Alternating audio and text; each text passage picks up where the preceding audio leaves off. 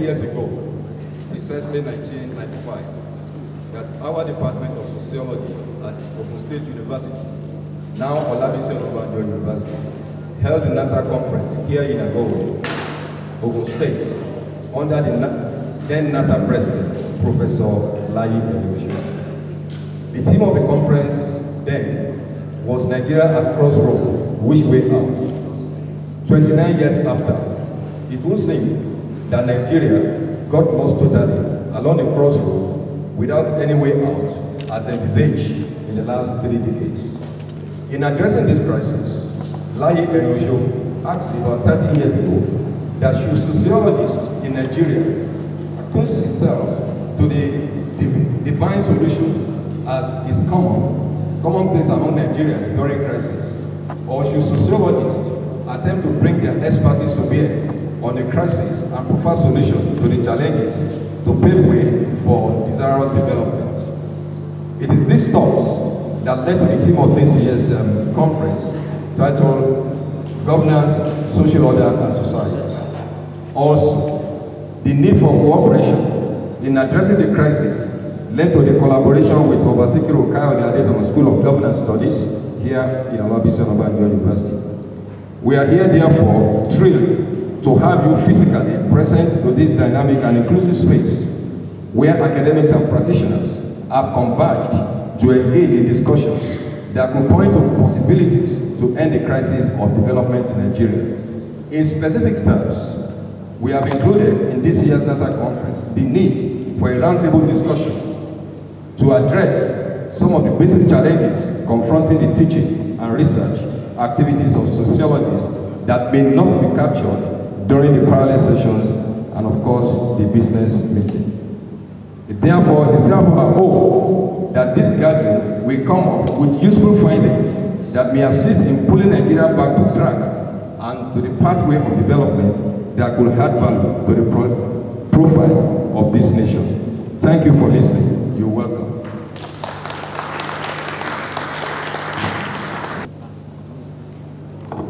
Thank you. Can we appreciate the chairman of the LOC of NASA for this conference, for that beautiful presentation? Of course, without his contribution, today we wouldn't have been here. Thank you very much. Our own distinguished scholar from Olabisi Onabanjo University. We appreciate you, sir. On this note, I equally want to invite to the podium the head department of sociology in Olabisi Onabanjo University, Dr. Comfort Omoni. So please step forward and give this.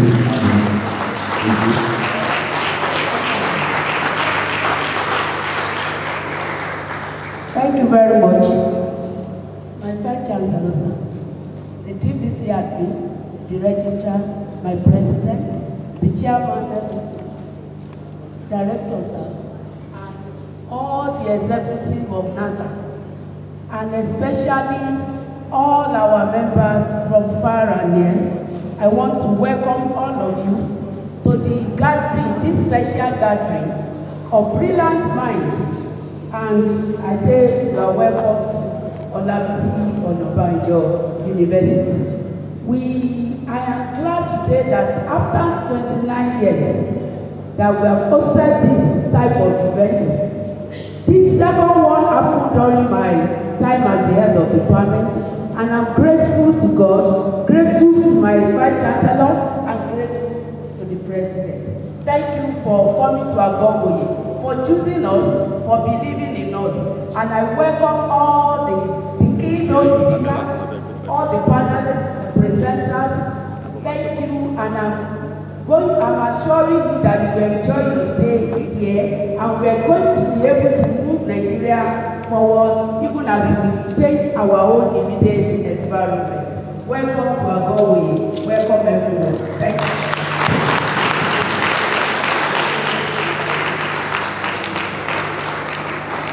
Thank you very much.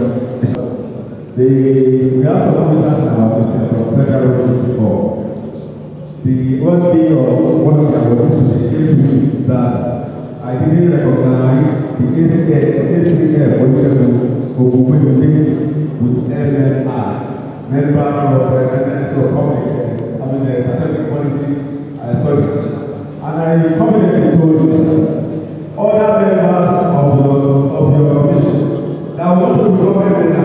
will one day find themselves on this campus. Please put our hands together to somebody that made that happen. Specifically on May 10th, when the donor of this, School of Government Studies, had his birthday, the vice president of this country came here and told us specifically, he did us several protocols to that effect, that this of our NSA National School of Government Studies is already a campus of Nigerian Institute of Public and Academic Studies in Nigeria. Can we put our hands together for this one that allows you to further? Let me now recognize one thing for having that title. Now, we will definitely be awarded in this meeting, but that's for information. Join me in recognizing once again ACM Olusegun Ogunbegide MNI. Thank you very much. We appreciate you.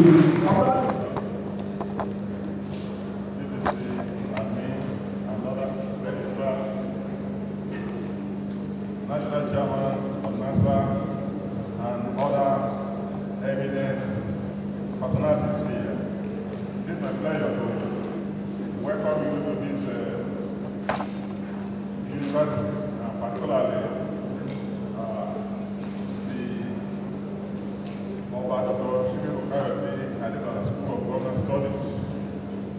We want to assure you that what we have, as you can see, enabling facilities like actually host conference like this and all other conferences. So we are available here and we assure you of a very wonderful time here. So you're welcome. Thank you very much. Can we appreciate the Director of Government Studies in Olabisi Onabanjo University? Thank you, Professor Akishola Agano. Quickly, I want to invite the high table here, the keynote speaker of today's program, Professor Olutayo, Larry Olutayo. Please come to the high table, sir. Professor Olutayo, please. Larry Olutayo, please come to the high table. Thank you very much. Mr. Vice Chancellor, sir, may I now invite the President of NASA, Professor Ago-Iwoye Yusuf, to give the opening address. Thank you very much. Please join me in welcoming to the podium the President of NASA, Professor Ago-Iwoye Yusuf, to give the opening remark. Thank you very much.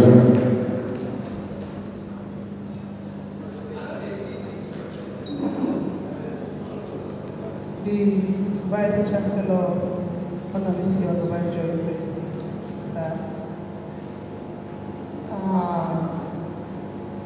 all NASA fellows here present, all professors of sociology and anthropology here present, the management team of the university here present,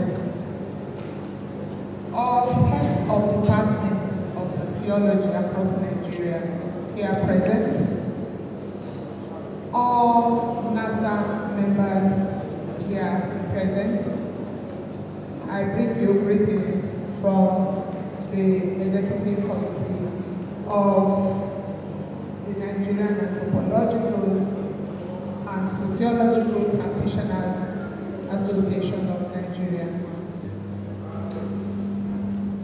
Here is my speech on today, the 11th day of November 2024, which marks the beginning of the 29th conference of our great association. Esteemed colleagues, faculty, and students, I would like to begin by expressing my sincere gratitude to the Department of Sociology of the Olabisi Onabanjo University and the Center Director Oba Sikiri Adetona School of Government Studies for graciously hosting this year's conference. Your unwavering support and commitment to academic excellence have made this event possible. NASA Conference have consistently proven to be invaluable platform for scholarly exchange, networking, and professional development. It has provided an opportunity for researchers to present their work, engage in simultaneous discussions, and forge lasting collaborations. However, as we all know, our association, like many others, faces significant challenges like attendance rates, hosting capabilities, registration processes, and the overall cost of organizing conferences that have become increasingly burdensome. Despite these challenges, we remain steadfast in our mission to promote academic excellence and foster a vibrant scholarly community. I would like to take a moment to acknowledge and appreciate the countless individuals who have dedicated their time and energy to serve NASA in spite of the hurdles. Your contributions have been invaluable in shaping the association into what it is today. We also remember our late colleagues, most especially Professor Ifeanyi Onyenoru, whose contribution to the association were very immense, and we pray for the repose of his and their souls. And may God grant us the fortitude to understand and bear the loss. We all agree that Professor Onyenoru served the association faithfully. His consistent presence at our conferences, even after he had stepped down as president, and his intellectual contributions and unwavering financial support were and still are invaluable assets to NASA. His departure leaves a void that will be difficult to fill. We at NASA pledge our support, continuous support for his department and his immediate family, and that we will do our best to be there to pay our final respect to him.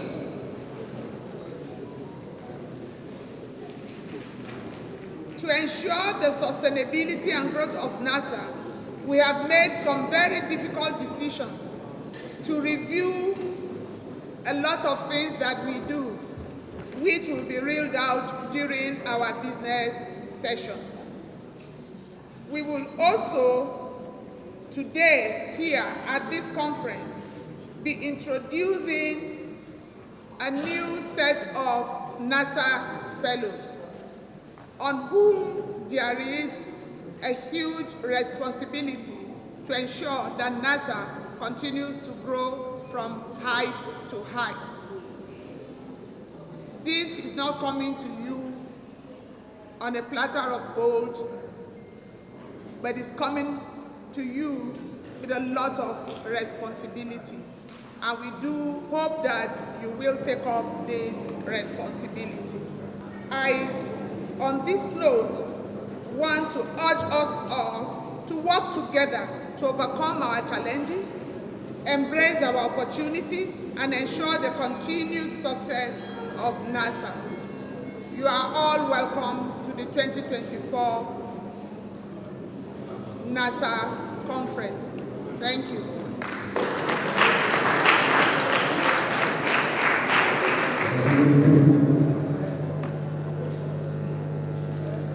Distinguished personality of the capital here, other distinguished members of the audience in our midst today, gentlemen of the press, great OUIs, and the greatest of the greatest OUIs, greatest Gogo, greatest Gaga, and the greatest Gagagogo, you very much. Can you put your hands together?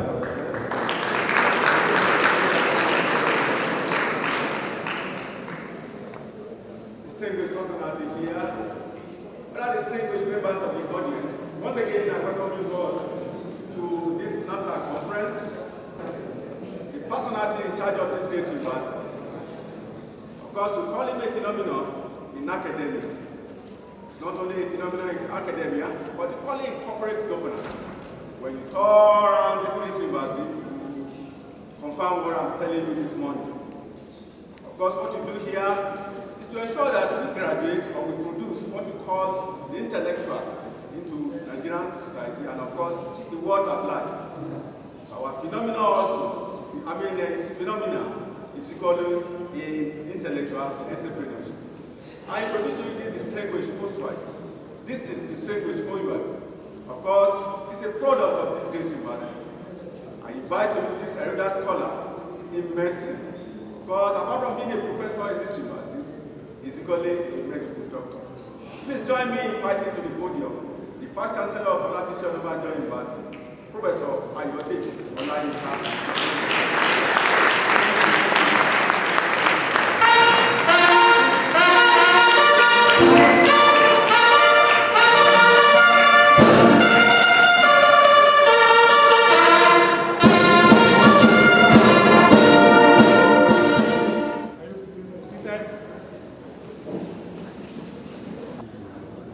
Principal officer of the university, professors, other members of Senate, the president of NASA, other national officers of NASA, the keynote speaker, Professor Akipelu Olariwaju Lutayo, other distinguished guests here present, honored participants, gentlemen of the press, ladies and gentlemen, good morning all. Welcome to this important gathering on the theme Rebuilding Nigeria, approach to effective governance and social transformation. I'm indeed happy that this topic is actually taking place when everything is in social disorder, every aspect of this nation. It is both a privilege and an honor to stand before you today as the chief host for this conference.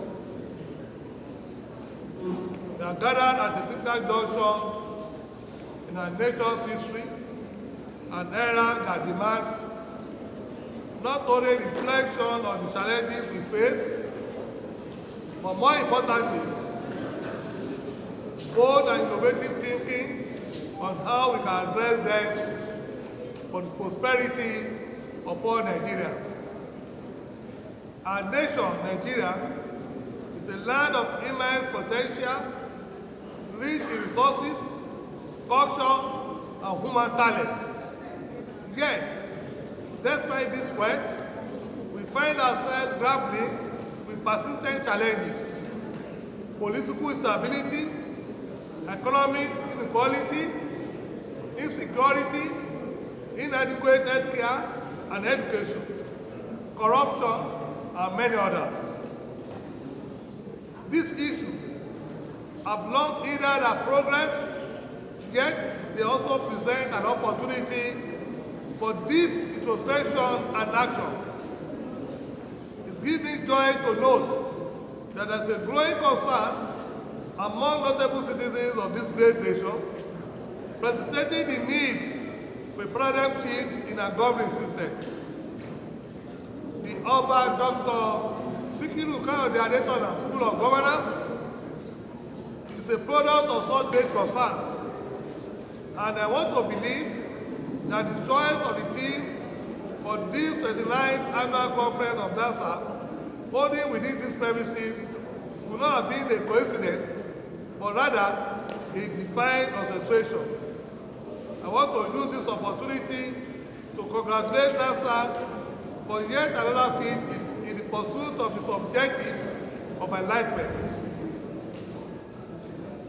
As we look toward rebuilding Nigeria, it is imperative that we engage in a candid dialogue about how to reshape our governance systems, reform our institutions, and transform our society into one where justice, equity, and opportunity are not just ideas, but realities for all citizens. This conference is an opportunity for us to explore the following critical questions. One, how can we create a system of governance that is truly responsive to the needs of the Nigerian people? What practical steps can we take to ensure that governance functions are transparent, accountable, and inclusive? How can we foster an environment that nurtures social transformation, elevating the lives of ordinary Nigerians through education, health, and economic empowerment? And perhaps, and most importantly, how do we move from dialogue to concrete action? With a distinguished group of experts, thought leaders, policy makers, and stakeholders from various sectors gathered here for this August event, we shall surely receive unique insights and experiences. Your presence here signifies your commitment to the urgent task of rebuilding Nigeria. And I'm confident that these discussions, collaborations, and strategies we all explore in the coming days will serve as the catalyst for meaningful dialogue. Our approach to effective governance and social transformation must be holistic, inclusive, and sustainable. We will take into account the diversity of Nigerian people, recognizing that our strength lies in our differences, such as ethnic, cultural, and legal diversity.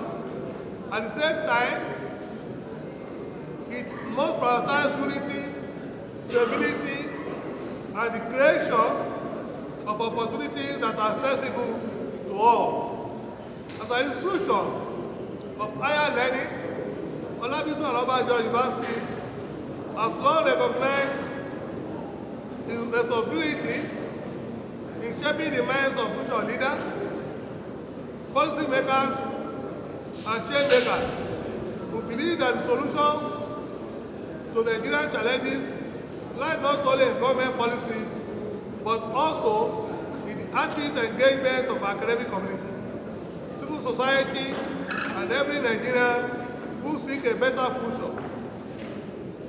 It is our duty to contribute to the intellectual and practical frameworks that drive this transformation.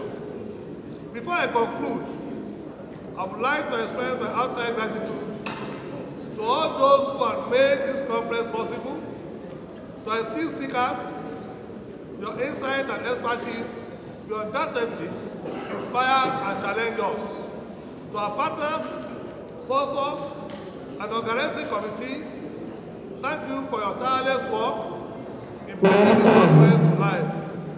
And to each one of us here, thank you for your commitment to the vision of a better Nigeria. Let me also use the opportunity to congratulate the awardees on the fellowship of this great association today. You must have earned this award through a day of hard work. But the fellowship is even a call to greater work towards utmost achievement on lofty objectives of the association. I look forward to the engaging and thought-provoking conversation that will unfold over the course of this conference. Together, I believe we can build a more prosperous, just, and harmonious Nigeria to report of this all-important conference, no doubt, will be helpful to authorities at various levels in consolidating efforts aimed at actualizing the much coveted operation of our dear nation.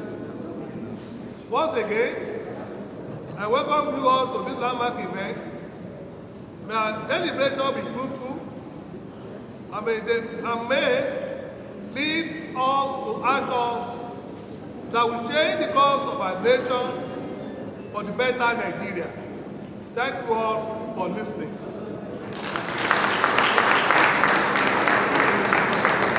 Thank you very much. And we appreciate the Vice Chancellor of this state university,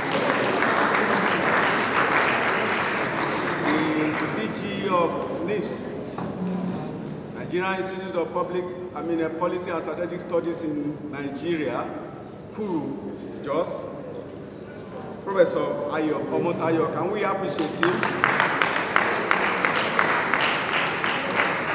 Today is ably represented by another distinguished scholar, Professor Okwe Omotayo. Can you please step forward? Come to the high table. Professor Okwe Omotayo, come to the high table. Can we appreciate him?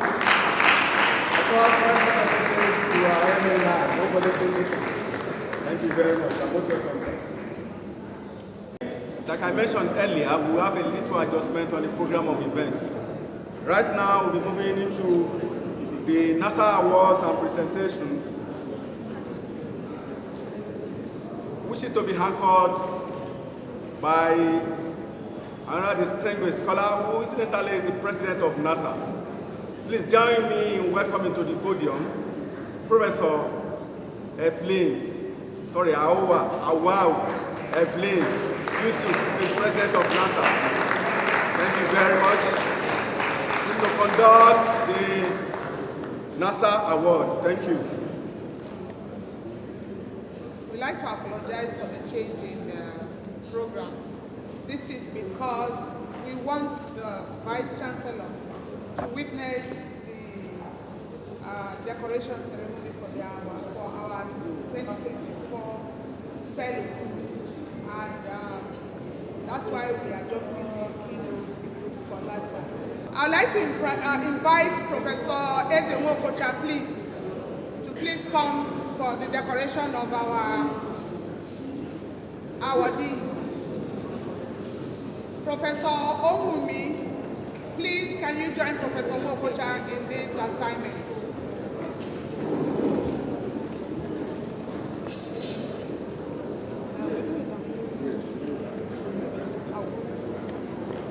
Please can I have the flags and the ropes, please?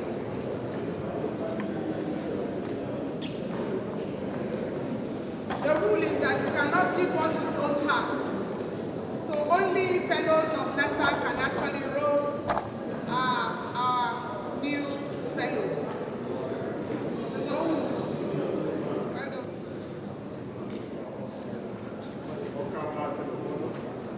Professor Bono is a professor of sociology and ethnodemography at the University of Ibadan.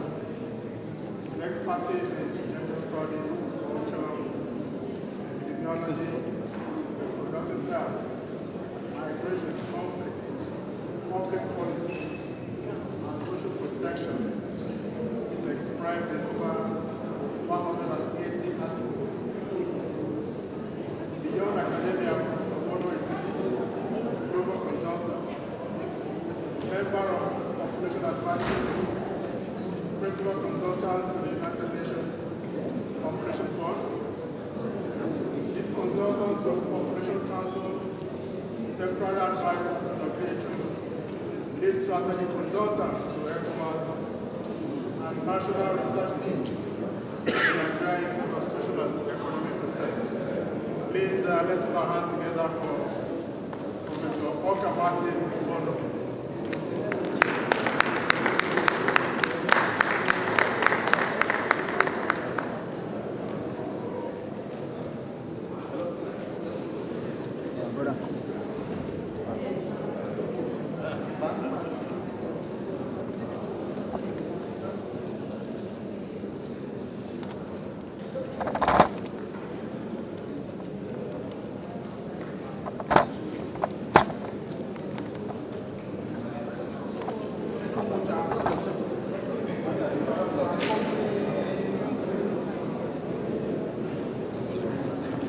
Ma, President, ma. Okay. Still, I know. Still need to do it. This is the program going on. This one is going on. I be the Kelly goes on there. Where is this one? He said it's with you.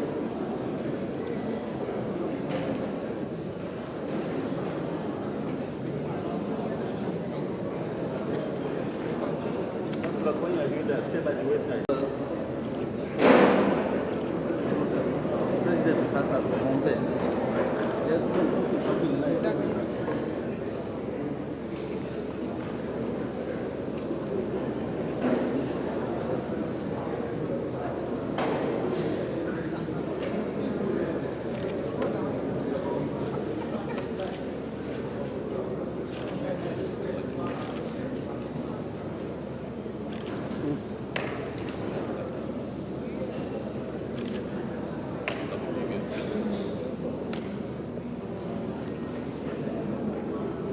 Okay.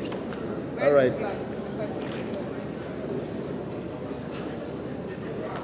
Okay. Uncle. Fellow, please, Feel that captain. Okay, look here. Okay, yeah. All right, thank you. Are you done? Yeah. Have your handshake. It's your handshake. Where's that handshake? Hold on, look it. Let me eat here. No, if you are hungry, you walk to the public. Let's have it again. You walk to the Let's have it public. again. Okay, that's all right. Thank you. Hello, sir. Hello, sir. Hello. So the others will join.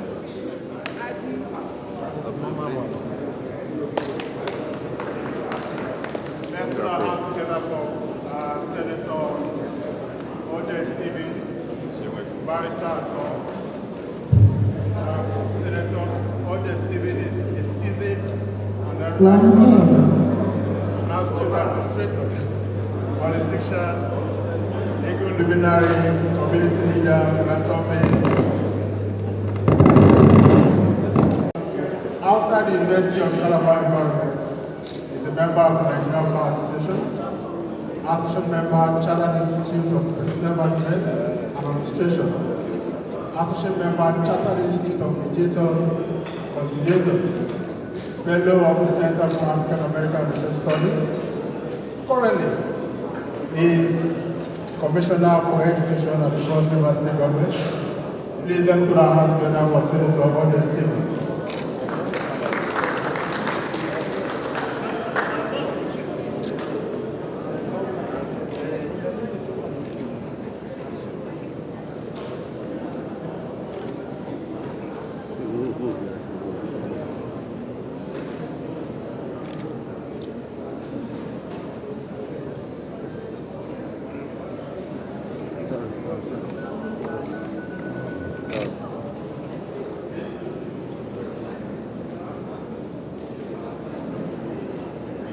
When you are doing that, don't block. Camera is taking it.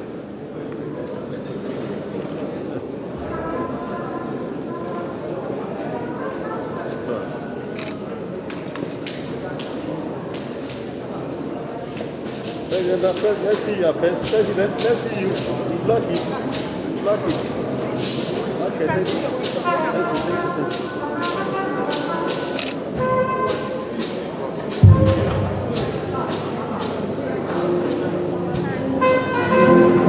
They're taking it. That's They're taking it.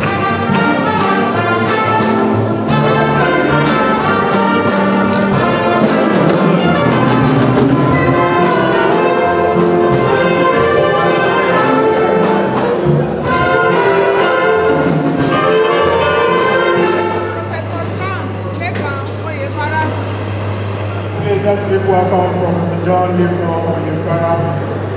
Professor Oyefara is a renowned academic and a professor of demography and social research. Among many other positions held in and outside the University of Lagos, Professor Oyefara is a member of the Government Council, Glorious Nation University, Okwa, United State, and Lagos State. He's also the chairman of the Faculty of Social Science Research Committee. He's a member of the University of Lagos Central Research Committee, the chairman, Demography and Population Studies Unit, Department of Sociology, He's also the former head of department of sociology, University of Lagos. He has authored over 100 articles in local and foreign journals and books, and has won many research grants. Please let's put our hands together for Professor John Ago-Iwoye.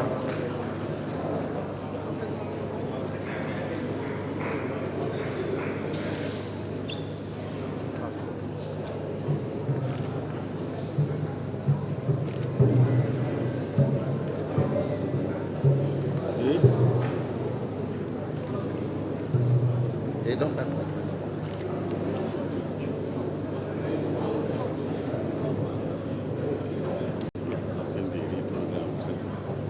Oh, yeah. Yeah, yeah.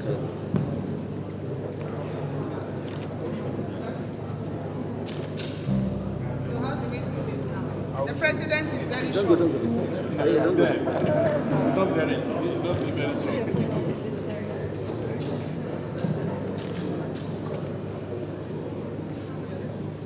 All right, giving everything together.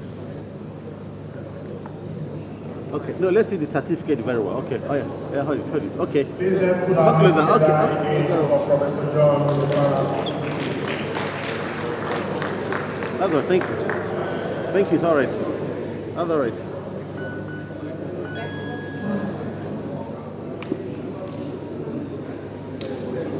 All right, let's make welcome Mr. Olusegun Adiola Ombemide.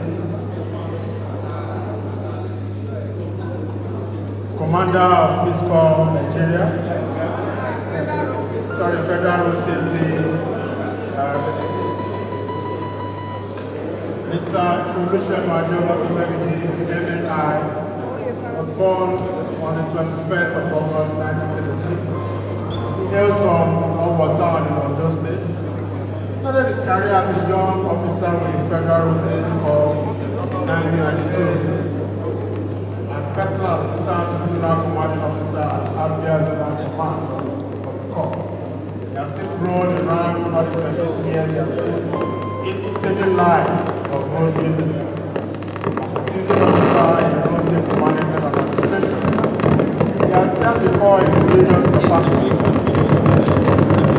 Currently the acting head of section command administration and strategy operations, FRSC headquarters Abuja. Please let's put our hands together for Mr. Olusegun Adiola Ombemide, MNI.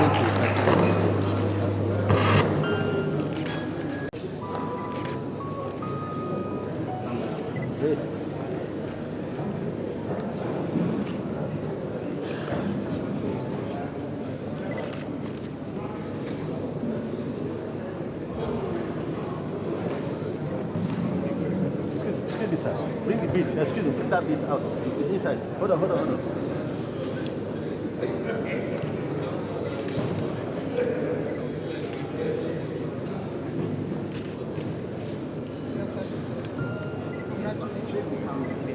Look at him. Sir, look at him.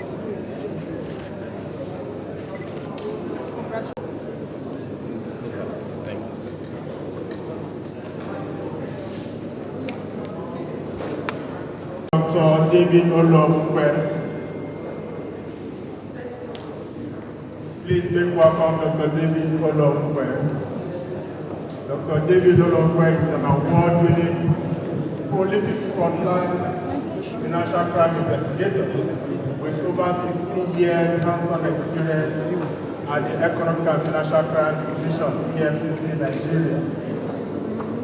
Dr. Olompe holds a first-class honors bachelor's degree, Master of Arts, and a Doctor of Philosophy in Sociology from the University of Jos, University of London, and the University of Ibadan, respectively.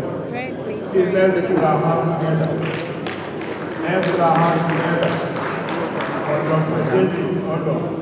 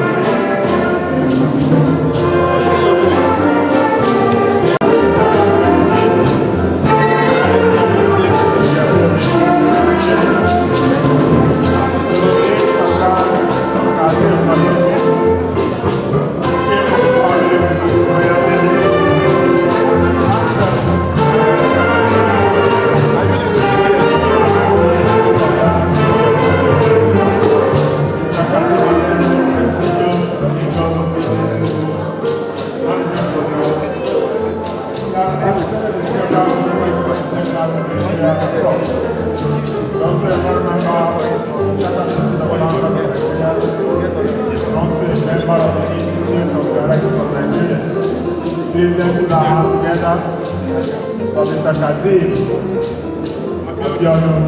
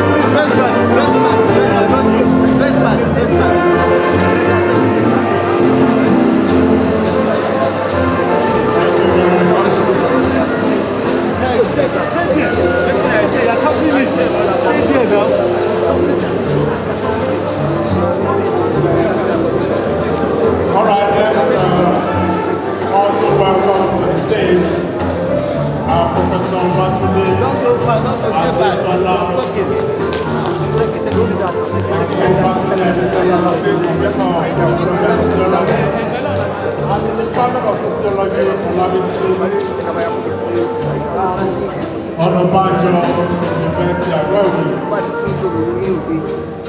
He has conducted several empirical social and marketing researches. I enjoy support from both local and international donors. Please move to the back. Let's move to the back. Along with other colleagues of his, include Adetola Obi and Comfort, Oyafoke Awarding 2022, Adetola Obi and Yakubu 2023, and a host of other very interesting academic papers. He's a development sociologist, health researcher and coach, and a member of the Society of Lifestyle Medicine of Nigeria. Belongs to the Nigerian Medical Association. In addition to that, he enjoys the membership of many other professional bodies, like the Institute of Medical Science Professionals, Bioethics Society of Nigeria, and the Clinical Foundation International. Please, let's put our hands together from Professor Batuli Akintola.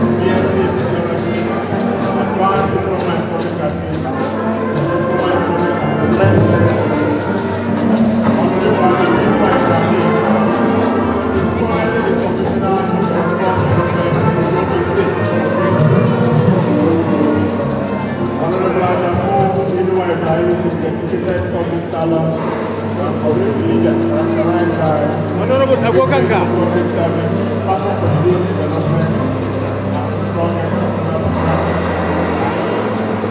Enjoys reading, interacting with different people, traveling and hobbies. Please let's put our hands together for Honorable Commissioner Ramu Rahim.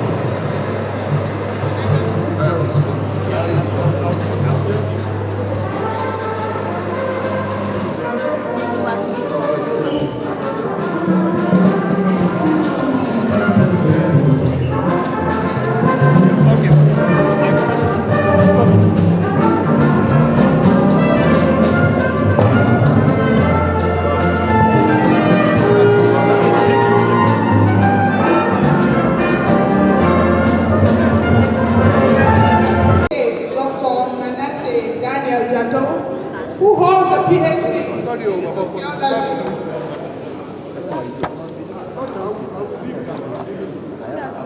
Deliver this.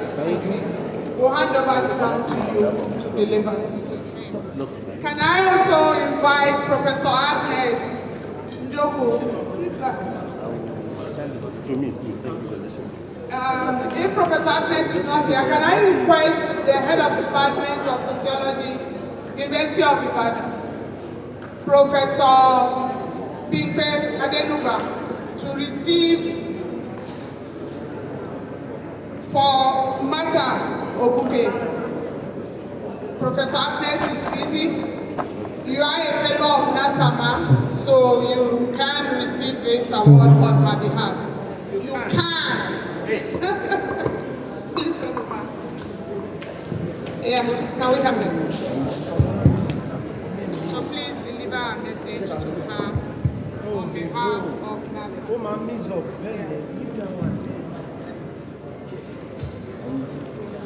Thank you. Thank you, ma'am. At this point, I'd like to request the Vice Chancellor, Olabisi, Onabanjo University, Ago-Iwoye, to please join our audience for a group photograph. And can all our audience step up the platform? Okay, you're coming down. Thank you. Okay, so the protocol. Can I have another line up? Our audience, please. Can you cooperate with us to do this quickly? Can we? Are we good? Yes, sir.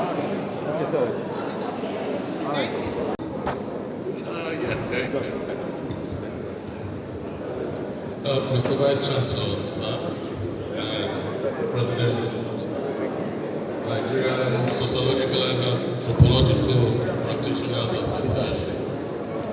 On the occasion of this 29th NASA annual conference holding at the Olabisi Onabanjo University Ago-Iwoye, and the investiture of this galaxy of fellows into our esteemed association, I want to thank Madam President, our executive, the chair and members of the local organizing committee for this incredible honor that has been done us. I wish to pledge on behalf of my fellow fellows the support that is expected of us for the association, and then also to reaffirm the deep belief in not just the prospect of rebuilding this nation, but of taking us to higher heights. Thank you very much, Madam President. God bless you. God bless NASA. God bless Nigeria. Thank you very much. Our fellows, please, we need to continue with the conference so that these pictures we can take for the rest of the day. For your information, as fellows of NASA, we do not agree for you to leave this hall until we are done. Congratulations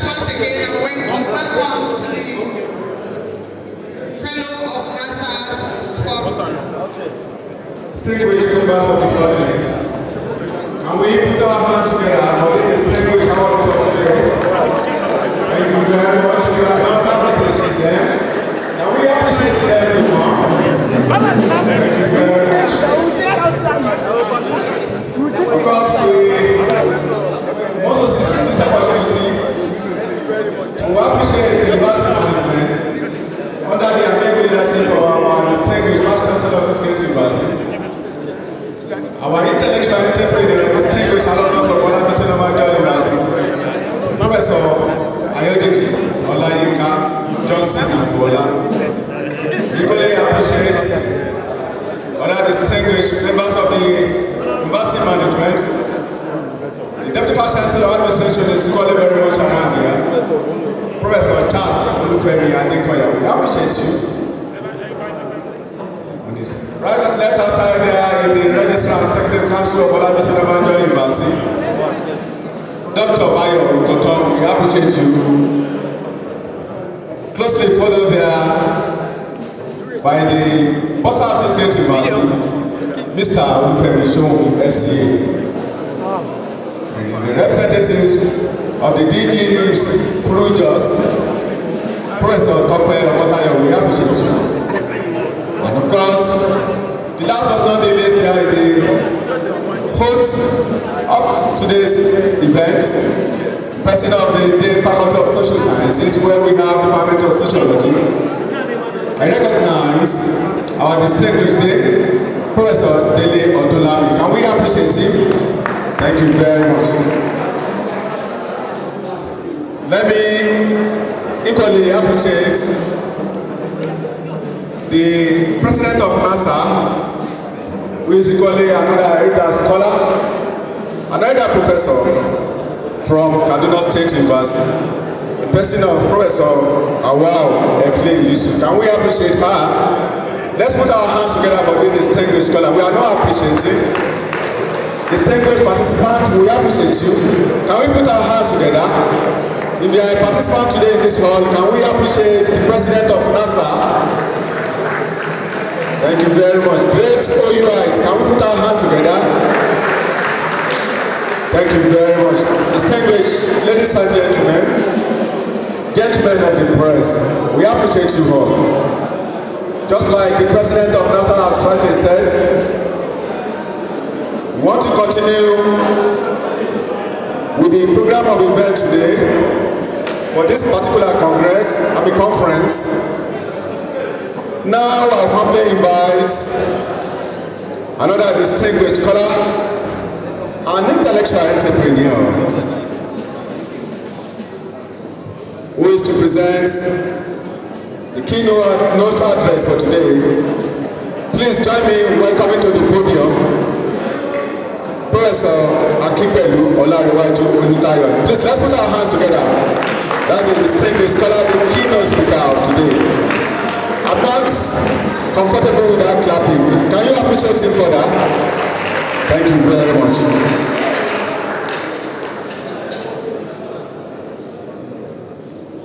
All protocols to be observed.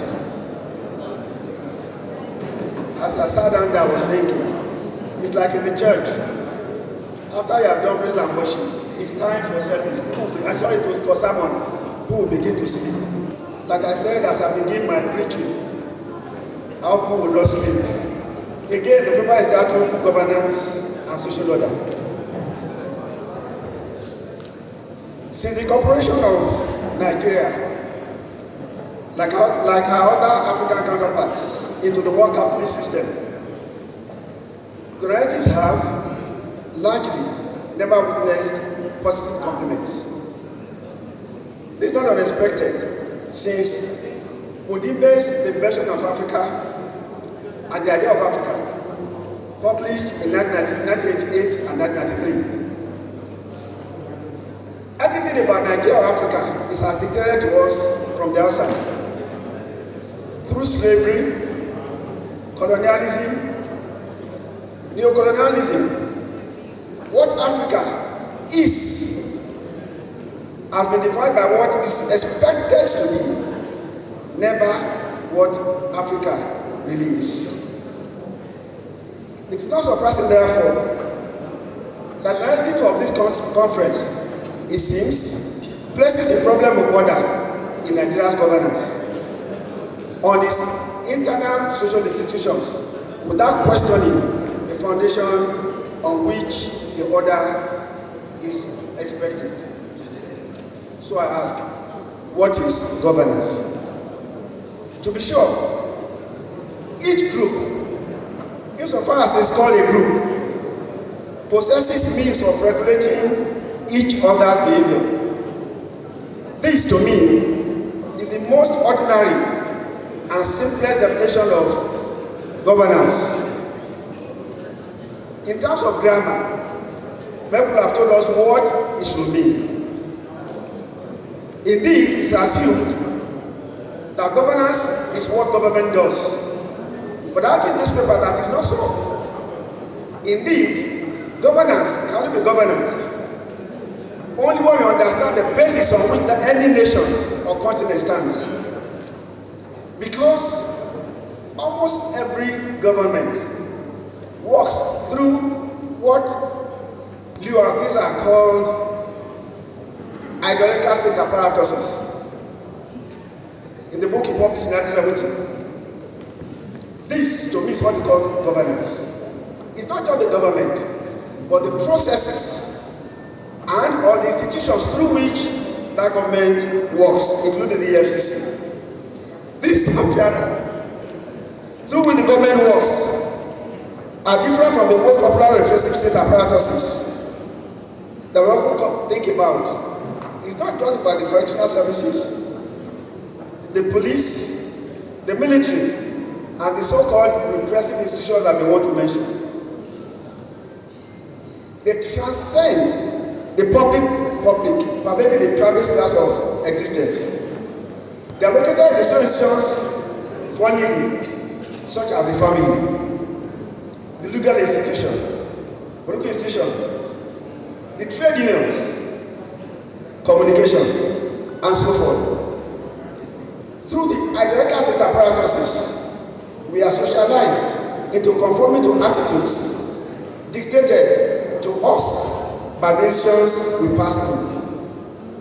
We are made and become who we are through these institutions as we subject ourselves to the ruling ideology, as we attempt to master the practices of the ideology of the state in which we exist.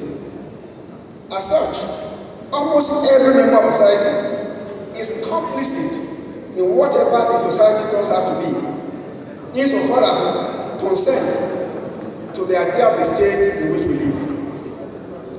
The seemingly unimportant acceptance to dump your refuse in the appropriate place demonstrates acceptance of the rule of the state. In the same way, a membership of the academic institutions governed by the same under the National University Commission is a portal to our consenting to be controlled, guided, and or manipulated. Indeed, recognizing the constitutional authority at whatever level in the society indicates our willingness to be controlled if we do not ask us questions as who constituted the authority? For what purpose? In whose interest? How does the interest of the constituted authority satisfy my own interest? This, among other questions, and why, I presume, are why we are here today. To find out how we are being controlled to ensure order in the society with a view to determining how we should be governed. Why does social arrangement appear to be a consistent crisis? What are our roles in it? To provide answers to these questions, we need to agree on what we mean by good governance. What the concept of governance has always existed. How good the governance is dependent on As such, like any other construct, it is value-laden, reflecting ideologies, experiences, and interests. Interestingly, however, such biases are not taken into consideration when analyzing what good governance is. We ask, how good is good? This more so for Sub-Saharan Africa.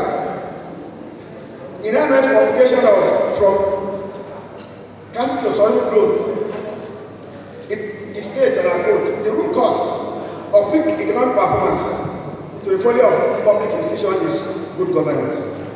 Thus it is that the lackluster performance of the economy was or is the issue at stake. Yet, this was insisted that every society must be privatized. As it states,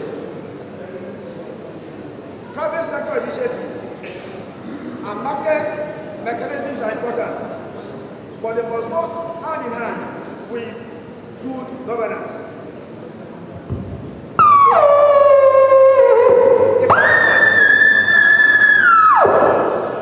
The public sector is efficient, a social system that is reliable, and an administration that is accountable to its public, and a better balance is needed between the government and the government. Consequently, other institutions like politics, civil service, civil society organizations, and so on come into the equation. With this, governance has been synthesized into 8 characteristics to include participatory, consensus-oriented, accountable, transparent, responsive, effective and efficient, equitable and inclusive, and it follows the rule of law. Of course, the presence of these characteristics in all four institutions now inform not just our gathering for this meeting, but also attempt to assess the extent to which our nation, Nigeria, measures on these standards. How is this possible? Before we can easily and responsibly accept the feasibility of good governance in Nigeria, using these 8 characteristics, we need to carefully interrogate how the character of the characteristics came to the fore. How are the expectations of institutions or educational apparatuses or apparatus that are to perform these characteristics supposed to manifest? Or is it not true? From a lower level of sociology, the social institutions form the basis of the social structure. That's learning from Emil Durkheim. It's not so true. Learning from our micro-sociology that, beginning with verbal social action theory, individuals make the social institutions. In other words, without the individuals within the social institutions, those institutions cease to exist. So again we ask, what is the character of the characteristics of good governance? Since the World Bank arrogated the responsibility or be the reciprocity of world knowledge to itself, not just economy, but knowledge. It is going to define the trajectory of how nations should develop. When it, however, defined governance as the traditions and institutions by which authority in the country is exercised, governance may be seen to have been grounded in historical experiences of nations. Interestingly, the following statements of the World Bank Group negates this assertion. It states on its assessment of governance delivered on July 30, 2024 thus, governance consists of the traditions and institutions by which authority in a country is exercised. Wait. It states it includes the present public governments are selected, monitored, and replaced the capacity of government to effectively formulate and implement sound policies and the respect of citizens and the state of the decisions that govern economic and social interactions among them.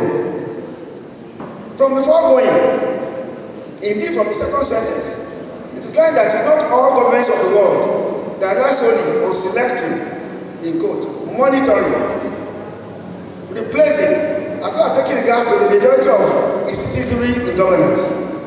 Clearly, governance is located within a certain form of government called democracy. This, perhaps, is why it is called democratic governance. Democracy definitely has basis for certain values developed from over centuries through which experiences will have been garnered. And of course, it serves certain interests. Obviously, democracy is a native of certain nations being foisted on others. To do this, those nations who are trying to borrow democratic values and virtues have to learn these values and virtues which are peculiar to other nations from which they are borrowing. Consequently, it is obvious that as Mudibe's idea of Africa and the nation of Africa stated earlier, who we are or expected to be for this to be destined from outside our shores by others, unabated. It was, it never is, and may never be. Africans, especially Nigerians, they find their interests and ideologies based on their historical, sociological experiences is almost impossible. It is the interest of other nations and their African and Nigerian apologies, of which all of us in this gathering are, that defines the character of the characteristics of good governance that we crave for. Without a fundamental restructuring of their meanings and the existing social structure, the replication of other people's experiences and interests will going to be a mirage. Indeed, it is impossible, one has to say, emphatically, to replace the other people's experiences in one's situation. Even when the institutions are created, and as I alluded to earlier, individuals who occupy the resources recreated, good governance, as is felt by others, is an impossibility. There can never be an effective and efficient character of the characteristics of the good governance as told by others. It will remain elusive, especially because the character of the characteristics of good governance is an ideal and is very dynamic. It's not surprising, therefore, that good governance remains a mirage in Nigeria, albeit Africa. Or, what does the scorecard look like? It's not clear enough that the more changes are initiated from outside the society, the more crises they will experience. This is more so where those nations' experiences are not static. What I often I try to use to explain this has always been a vehicle running 100 kilometers an hour. Another vehicle running 1 kilometer an hour wants to catch up. How do you catch up? Like I said years ago, as we are trying to catch up with typewriter, desktop came. We are trying to catch up desktop. What came? Laptop. After laptop. And so forth. As we are trying to have our blackboards, what happened later? Electronic board, virtual presentation, and so forth. We can never catch up. I'm sorry. In trying to catch up, for me, is why we have the unending crisis in Nigeria. And I therefore go to discuss these Nigeria's experiences of crisis. To be sure, what Nigeria like South African counterparts, is expressing, it's not a revolution. It is totally, unlike the global of forefathers, so I just start to address. The crisis are most expressed as a result of the need to readjust to new additional experiences. No wonder. What is the measure of crisis in the long manual of contemporary English is, I quote, a situation in which people no longer believe that the government or the government system is working properly and will no longer support it or work with it. Even before Nigeria's independence, not all the regions wanted independence from their colonial overlord at the same time and on the same terms. Unsurprisingly, therefore, less than 10 years after independence, the newly won political independence was torpedoed for the emergence of military regime. To date, there does not seem to be any time that any regime was or is fully accepted. Across ethnic and religious lines, people prefer what they felt would satisfy their own interest.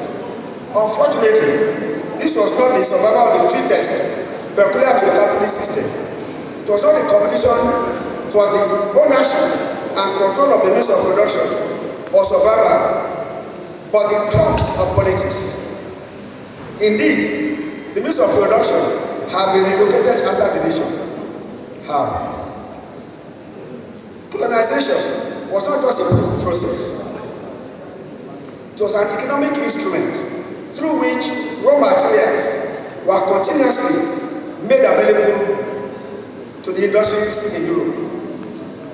Colonialism created the present situation by subordinating the economies of Nigeria. It accomplished this both through the deliberate destruction of local industries and through the creation of new men, you and I. We were and are the new elites whose role is to learn foreign ways of life and transmit safely to the populace. This is being accomplished through the educational state apparatus that teaches us how more about our colonizers and their values and virtues than our own values. Through this, we replicate such expected behavioral pattern in other institutions or apparatus, family, work or economic institutions, politics, the media, religion, and so on. In accomplishing this, there have been various interventions of resulting societal configurations in terms of localization, prebendal politics, two publics, weak institutions, development exceptionality, predatory leadership, among others.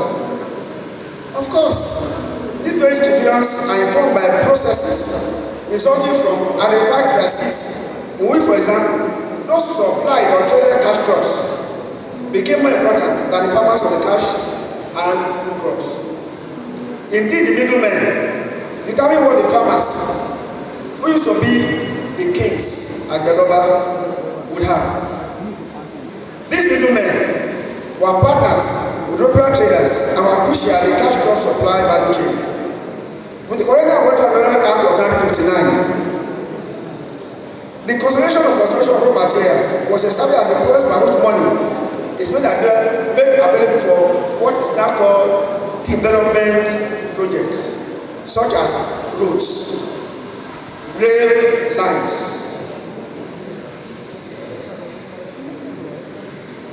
pipe-borne water, electricity. That's what I say as development.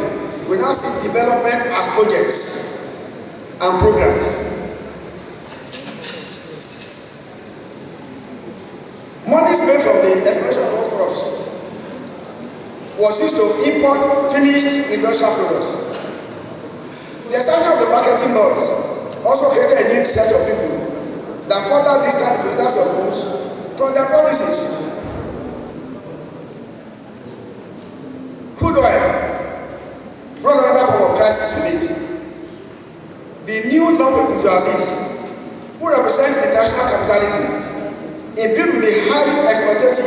and unequal international division of labor are being constantly created and recreated.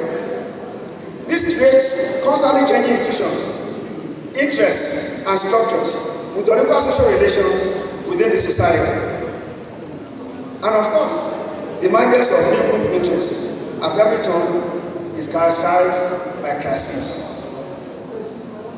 At the political level, the political elites, their mantra is to seek first the kingdom of power, not to have access to every other thing. They are not interested in the means of production or means of survival. Thus, the struggle of political positions is often intense, violent, and destructive, employing every form of electoral malpractices with a view to ensure access to state resources as well as local patronage and aggrandizement.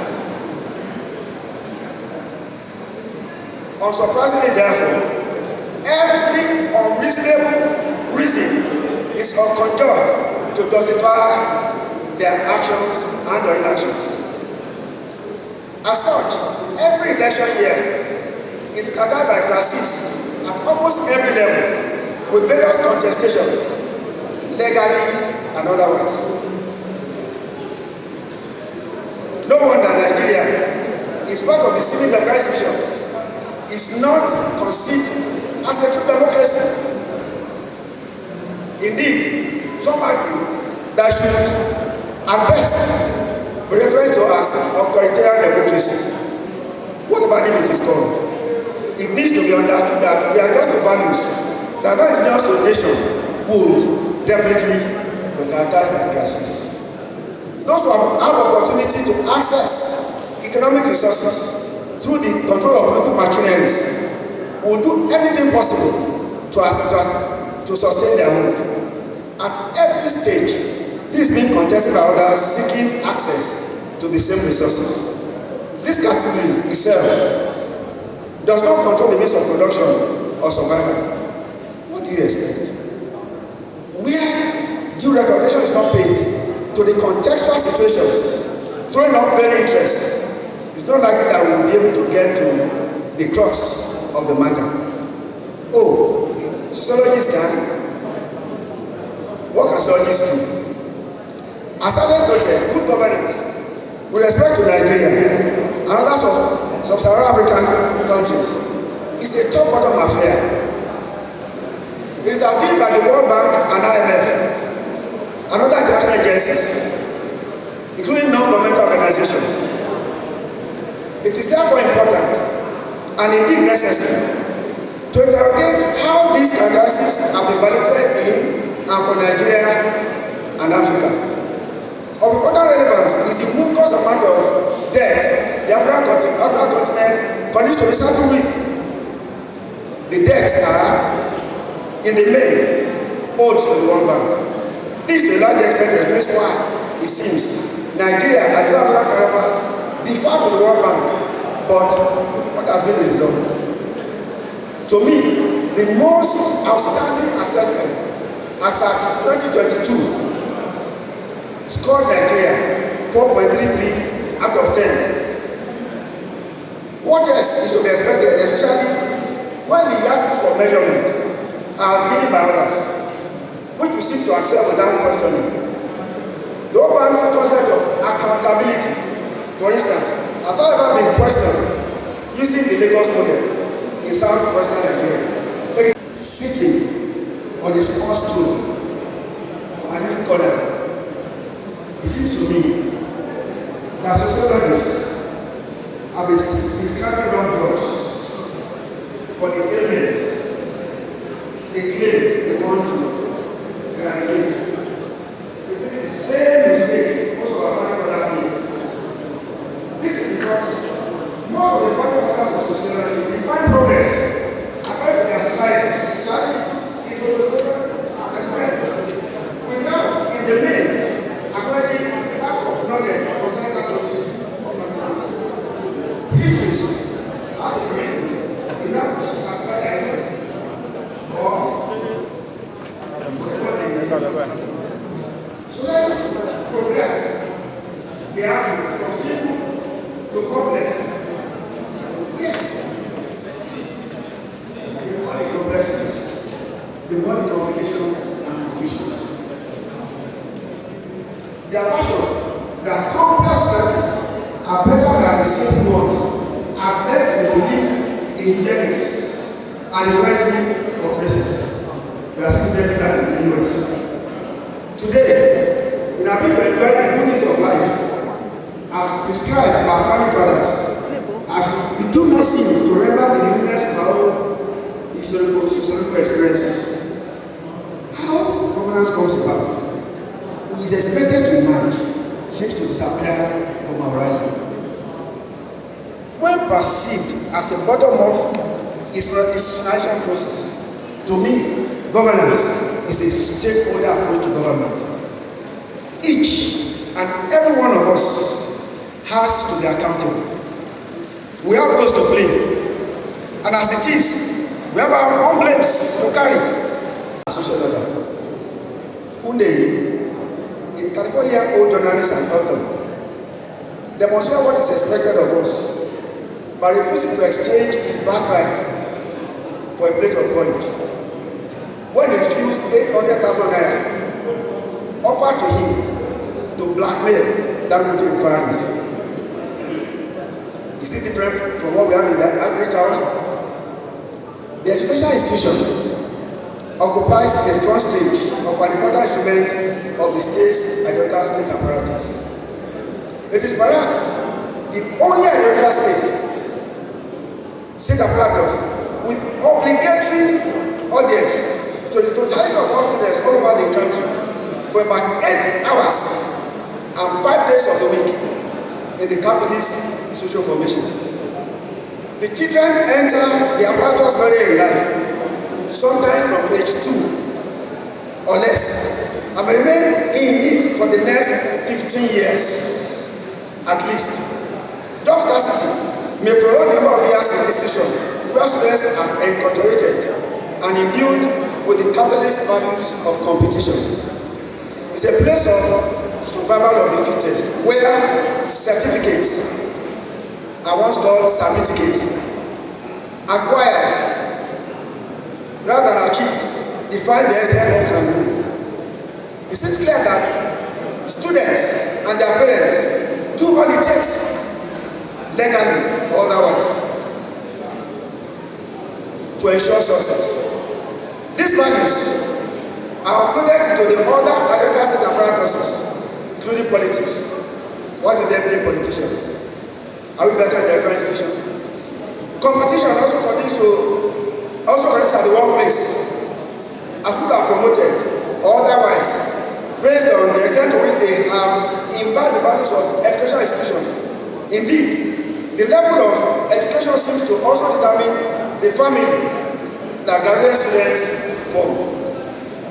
At the educational institution, especially at the higher levels, students and staff compete for grants,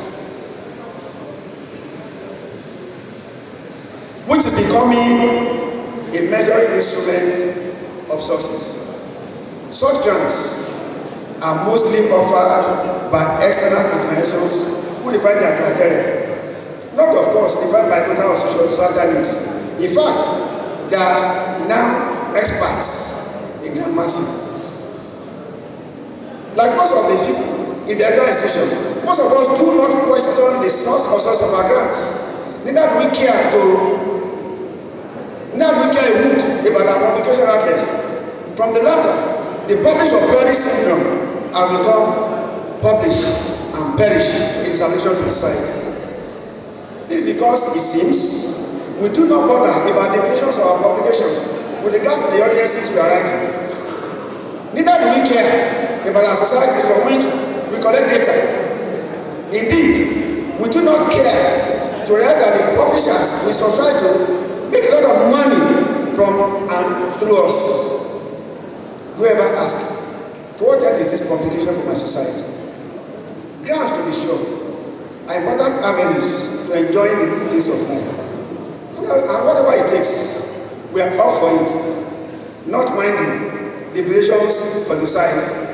Or, what is not the case for investigation into why I was involved in pregnant women patronize modern healthcare centers rather than why they patronize traditional birth attendants. If I want to tell some people that almost all my children came back to in the religious church, that was risky. I said, that's masters. It's been done.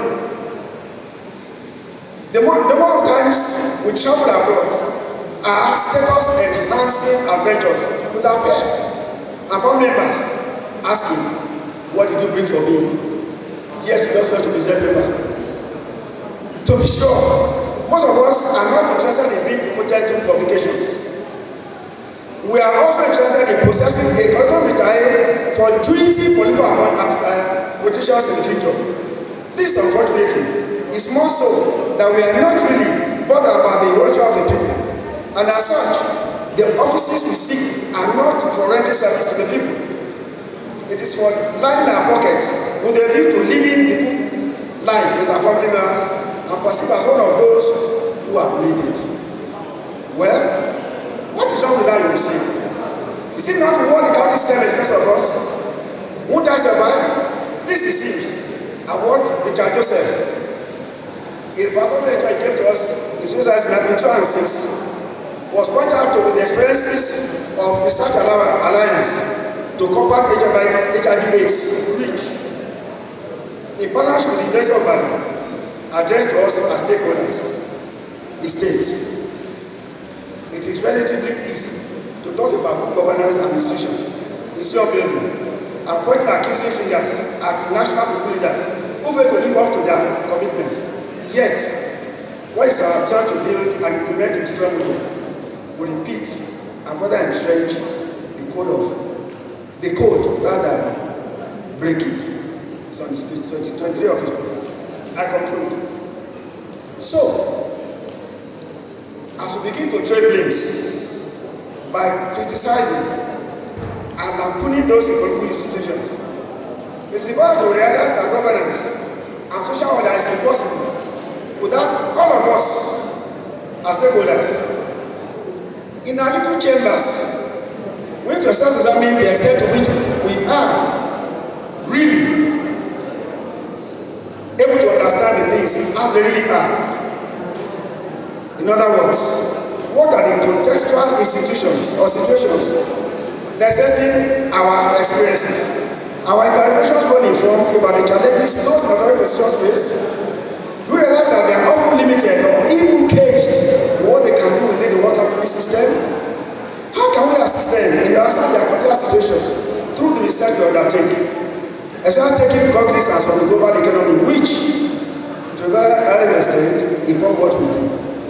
Do we also understand our contextual situations with respect to the social we undertake? Is it the necessity to publish or to receive publishing that brought us to this gathering? Whose or what perspective best examines our situation? To what extent do the people matter in all our research endeavors? At the very least, as sociologists, we need to come out of our comfort zones as we begin to question governance and social order in our departments, faculties, universities. What is the nature of knowledge we present to our students? Do we present them with a diverse knowledge basis for which they can begin to question all of them? Aren't we imbibing the idea of waiting for your turn? As we used to question the least is governance around us. We cannot give what we do not have, because, as it is said, charity begins from home. Or is it not true that the one that promised to sew a dress for someone needs to be scrutinized of the dress, what that person is wearing? Thank you.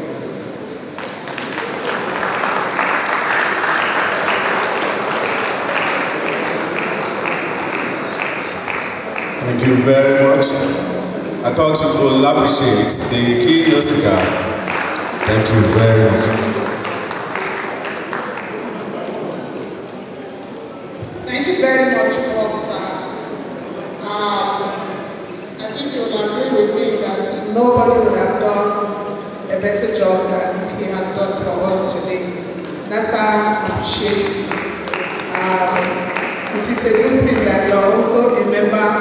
family. And that's why NASA prides itself with choosing as keynote speakers from within the family, because we know we have it all. Thank you very much, sir. One thing I hold dearly in what you were saying is that majority of people in governance have changed the popular adage or the word we find in the Bible that says, "Seek ye first the kingdom of heaven, and all other things shall be added." But instead, what they seek is the kingdom of power, and they tend not to remember the fact that it does not naturally pay back well.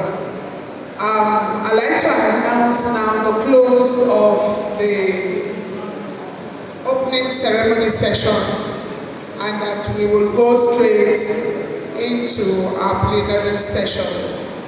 I understand that the tea break is already going on. Please pardon us and manage what we have for tea break. The LOC chairman promised me that our lunch will be sumptuous. Thank you once again, and welcome to NASA 2024.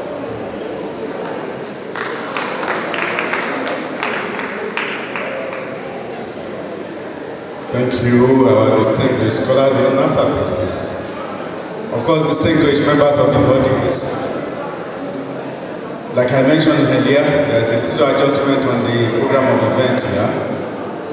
Right now, we'll be having the music interlude by the OU Orchestra. Thank you very much. Can we have the music from our distinguished members of the Department of Music, Olabisi Onabanjo University? Thank you. Of course, immediately after that, we'll have the tea break, then the roundtable discussion, before we have the formal announcement, vote of thanks to be, and the opening session will be concluded by the national anthem. Thank you very much. Music interlude, please.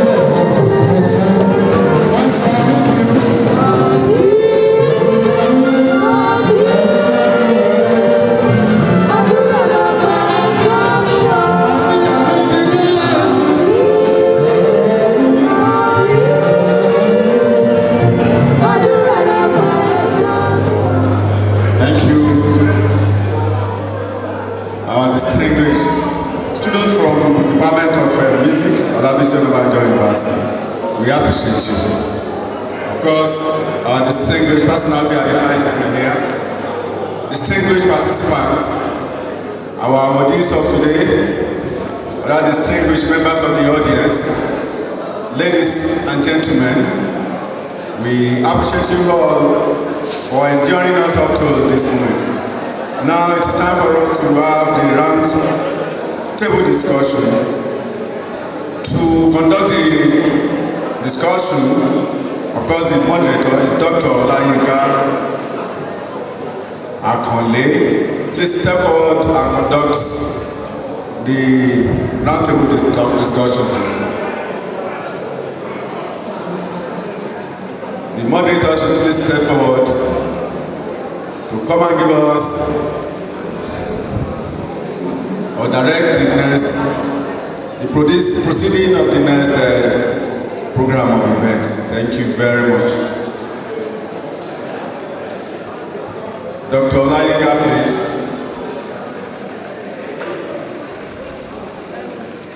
Distinguished participants, of course, we are now to organize ourselves into groups where we will have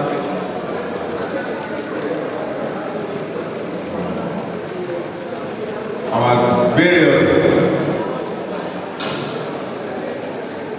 scientific discussion this afternoon. Thank you very much.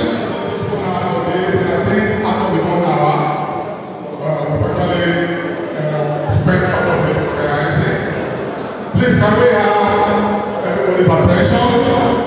Please, you can address all every other engagement for now. So, to join this panel, all the members of this panel, I'm like I think it's only the University of Ibadan. So, the round table, the panelists, we have Mr. Tunde Media is Mr. Tunde in the house. Then we have Dr. David Beck. Dr. David Beck is up to the IT. Dr. David Akeni. Dr. David Akeni, welcome, sir.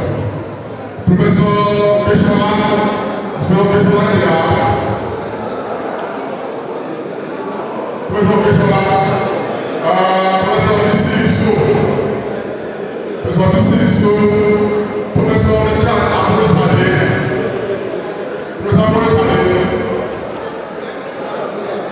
Professor Richard Ago-Iwoye, Professor David Iwoye, Professor Ekele Alo,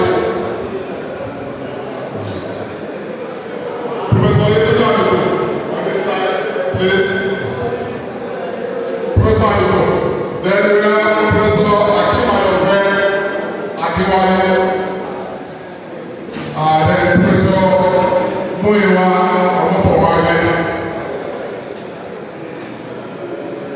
Well, we have to proceed with our meeting.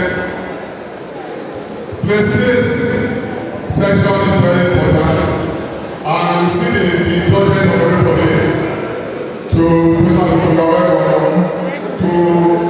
be attentive. The theme of the roundtable is doing sociology in Nigeria.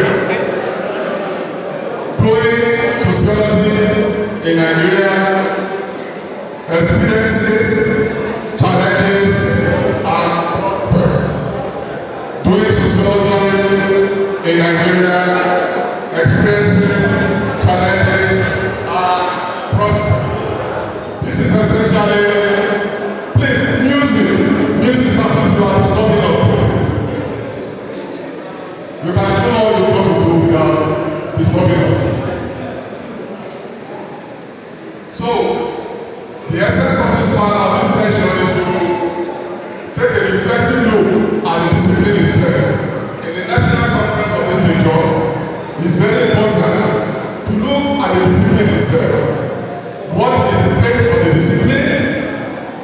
the experiences and the challenges that we face in terms of existential issues, and how are we supposed to position or reposition the discipline into the nearest future.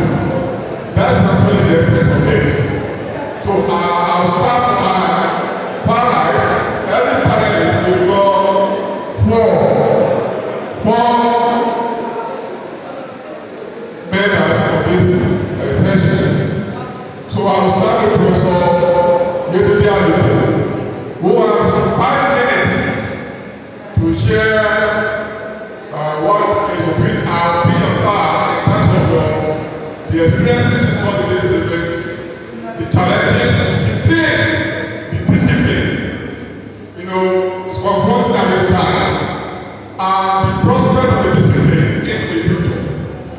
So I want to be looking at to further strengthen the discipline. So that's the logic. So Professor will have 5 minutes, Professor Ago-Iwoye will have 5 minutes,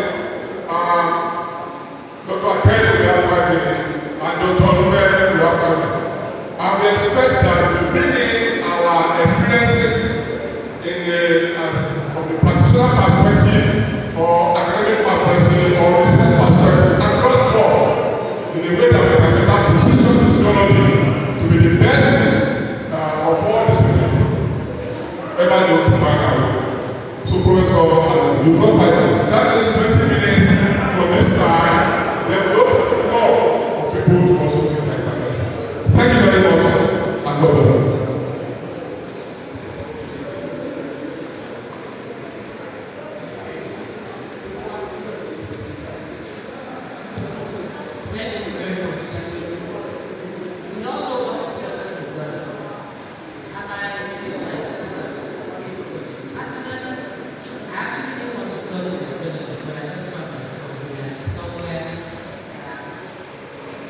In fact, I have stopped because I wish I never wanted to be something else other than to be a sociologist. Sociology has become a very, very critical and very important area of specialization, especially as regards society. We all know that sociology is a scientific study of society. So, like I said, sociology is very critical in giving insight to the function of society in general. Currently, Nigeria that we are living in is a good example of where you can actually practice sociology because of the kind of setting that we have in Nigeria. Nigeria has, as we all know, ethnic background, we have different languages, and there are so many things because of the current issues that we're facing in Nigeria. It's very critical. At any stage, the sociologist is always needed. More especially because of the current issue of loss of social value that we have in the society at present. There is no way or anywhere that you want to, especially as regards research, that you won't need a sociologist, because what sociology is all about is to study human behavior and the social relationships of people, institutions, and cultures. So there is hardly anywhere that you go to that the sociologist is not very, very important. We've carried out a lot of, where I work, we've carried out a lot of research activities across the nation. But currently, because of the issue of insecurity, we've been limited to certain areas that we have to go to because of insecurity issues. Like some research work that ought to be nationwide that you're supposed to go to all the cities, but because of we're being limited by insecurity, we had to select stuff. Like looking at the geopolitical zone, for instance. In each geopolitical zone, we have at least about 6 states, but you end up having to go to one state because of insecurity. I hope you're getting what I'm trying to say. So, sociology, like I said, it's a multidisciplinary. Initially, when I wanted to study sociology, I was scared. I was thinking, how am I going to be relevant in the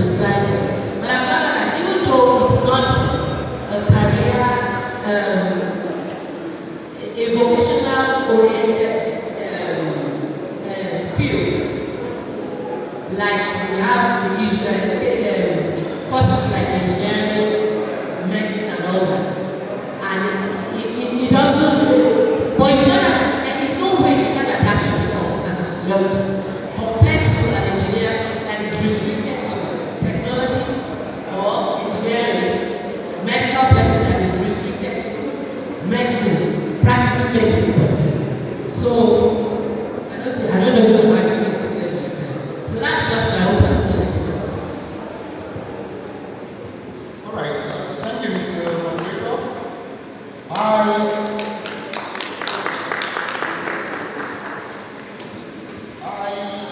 started off from my BSc level in sociology, even though it was a bit accidental.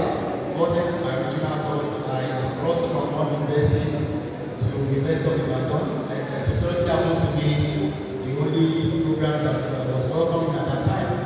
So I just took it because all I wanted to do was just to change my university. So I stumbled on sociology by accident. But ever since, I've been very, very happy, fulfilled to be in this field. Even though from the very point of view that I'm going to look at now, discussion is the fact that sociology has been so underestimated in Nigeria. So underestimated. Sociological research is not given much needed relevance, and therefore there is a disconnection between the field of sociology and social development in Nigeria. I have been noticing that I've been doing field work and writing, doing a lot of research in sociology. A lot of things that we have found out in sociology that are there, published online, available for everybody to see, continue to happen and haunt our society. Things that will have been solved. Given my own personal experience, I did a study some years back on police brutality. I happen to be inclined towards sociology of crime or criminology as you prefer to call it. So I did a study on brutality, social police brutality several years back, only for us to still experience NSAS and the rest of them. At that very time, people were now reading that very paper I wrote years before that event. There's another one that I did a study on police abuse of sex workers on the streets. And well, I just did my own and they published it. But like I said, there's a disconnection. Eventually, in 2019, there was that particular event that caused national embarrassment, which was the Utaku police station clampdown on prostitutes in Abuja, the FCC. And through that, a lot of women were raped on the streets. In fact, in one of the accounts of those women, because they eventually sued the police and all that, they said that the police were using the nylon, the bag of sachet water, as condom. It was so embarrassing.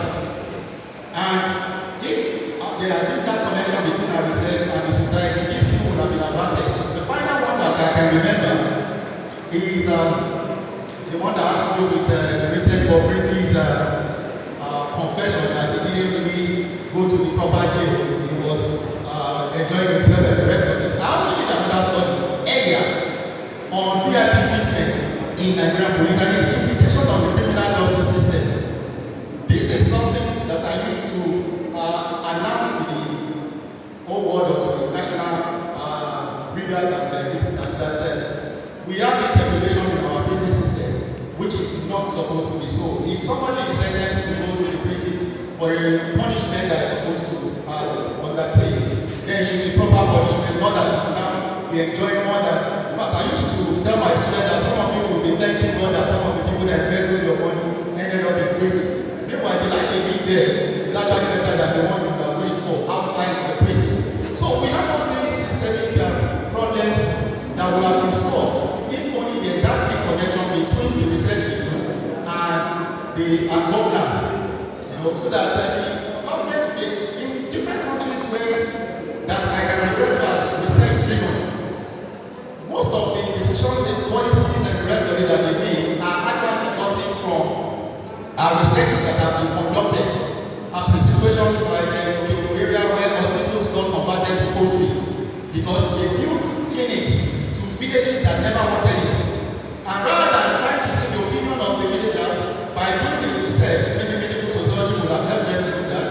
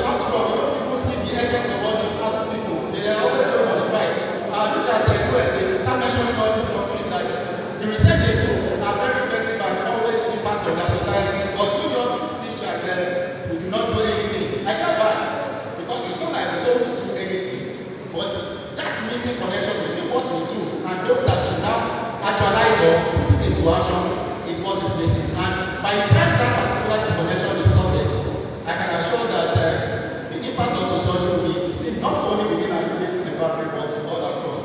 Thank you very much for giving me the opportunity to do this. Thank you very much, President of the Corporation. Over to you, Dr. Ago-Iwoye. Thank you, moderator. I'm happy to be here. I'm David Akeju, lecturing in sociology at the University of Lagos. I will start by saying that there is no better time in the history of Nigeria than now to practice sociology. And if we are sociologists, we should be very excited, right, to practice sociology in the kind of environment that we have found ourselves in this country. Now, why do I say that? We all know that sociology started in Europe, in France, because of social disorder. That was what gave birth to the discipline. And in the history of Nigeria, we have never seen the type of social disorder and decay that we have seen right now. And so I think the discipline has a lot to offer as far as governance is concerned, as far as charting the way forward is concerned. In fact, I interact with many people who are not scientists, people who are not sociologists, and they keep telling me that the solution to the problem of the country lies in the hands of sociologists, and I cannot agree less with them. Okay? So, talking about my experience teaching sociology and doing research in sociology, I think it's one of the best experiences I personally have gained.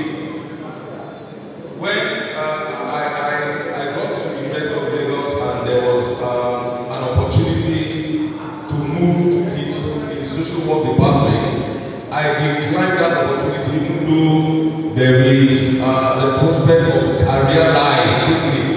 I declined because for me, I'm not into sociology because I want to do sociology. I came into sociology because it was my conviction to study and to practice sociology. So now when we look at the challenges we have in sociology generally, for me, I think the challenges are very broad and diverse. I'll just pick some of those challenges. I look at our methodology, so to say, methodology. We look at all the methodology that we have been using all this while, that we have been applying. They are still the methodology that we inherited from the founding fathers. And we know that things are changing, right? Things are evolving, and we still adopt those. Sometimes I don't sit back and take a look at what is happening in our society. I really wish I could participate in some of the things they are doing and become so practical in my sociology instead of collecting data and analyzing them. One of the things I've been kind of thinking about recently is the production of norms. I've been kind of thinking about that. And how did that come to me? Right? I look at the way the colonial masters came to Africa, and for several hundreds of years, they changed our value system, our orientation, such that people would discard the local names they have, the food they were eating, the clothes, their culture and values were completely jettisoned, not by compulsion, not by somebody forcing them, but by systemic introduction of values and norms that embrace. So I thought that there's a way we can invert this, right? If we have to create a better society as sociologists, can we begin to create norms, right? And then simulate them in a way. And it means that we just cannot just sit down in our classroom. We need to collaborate, right? We need to collaborate with psychologists, we need to collaborate with those people, maybe in mass communication, for effective change communication. Because what we are always looking at is how can we, impact on the behavior of people. Now, I'm into health research. When you look at the health research that has been carried out for many decades in this country, particularly you look at family planning. discover that there hasn't been any change, so to say, in the reduction of the number of children per having. Despite the fact that they've been talking about fertility reduction, marketing of contraceptive and all of those things. So that change in that area has not really been, really effective, so to say. Why? Because we have not been able to start creating norms, right? Producing norms and simulating them in such a way that we can tell that if we introduce this type of norm into the society and given a certain time that people orientation and behavioral and value system can change. And that is what we need in Nigeria, really. At the governance level, we need them to start changing their orientation. Orientation about governance, and I'm glad that this conference is about governance. Now, one of the things that my colleague mentioned is that sociology is not recognized. In actual fact, some years back, the president of the country began to say that there's no use for sociology. Former minister declared that sociology is useless. And we see we don't do anything about it. And I think it's time we begin to rise up and then begin to create things that will make Nigerian government to feel the impact of sociology as a discipline. One of the ways I think we can do all of this is to begin to extend our tentacles even beyond Nigeria. We have other African sociologists, people in West Africa who are practicing sociology. We can actually embrace them and begin to talk about decolonization. We must talk about decolonization, all right? Okay, we must talk about decolonization. The things that we have gotten so far from our founding fathers, they were methodologies, concepts, and things that were brought to us from Europe. Can we start looking inward to begin to, create our own norms, our own theories, our own values? That is where we become, the sociology of Africa, of Nigeria, that can really, be distinct. And that is where our prospect lies. If we don't look inward and begin to create what is unique to us as Nigerians, as Africa, create what is unique to us, we cannot find relevance. We have to find relevance. As I wrap up, when you look at the music industry, you discover that before now, we never made impact. When we started making impact was when our musicians began to sing in our local dialect. They began to introduce concepts that are African, beats that are African, and today you see them going all over the world and they are colonizing that space. So we need to really look inward and begin to create what is unique to our own environment. That is one way my music can find relevance and the process become right. Thank you so much. Thank you very much for that passionate and energetic illuminating. Thank you to the wonderful panelists. Thank you, Professor. Thank you, Professor. Thank you, Dr. Ago-Iwoye. I have an announcement to make. This is not the one-way communication. We will open the floor after now for people to lend their voices to this our common goal. And we also have the freedom to call people. So that means you have to pay attention. So that when we call you, you don't say what I did. Tell me what is it about? Tell me what is it about. So you don't say that. And please don't feel embarrassed when we call you. We are all in the same boat. Please let me go to the last panelist, Dr. David. Thank you. Thank you very much. The challenge of speaking last, but we have a climax. Very erudite speakers. I'd like to start off. The best place to start a movie is in the beginning. And so for me, going to do sociology at the University of Just there was accidental. I had worked as a pump attendant in a mobile filling station. And the sales representative, Mr. Kingsley Agoski, was a fine gentleman with a Jetta executive, and one day he gave me a gift in a cool Hamatan,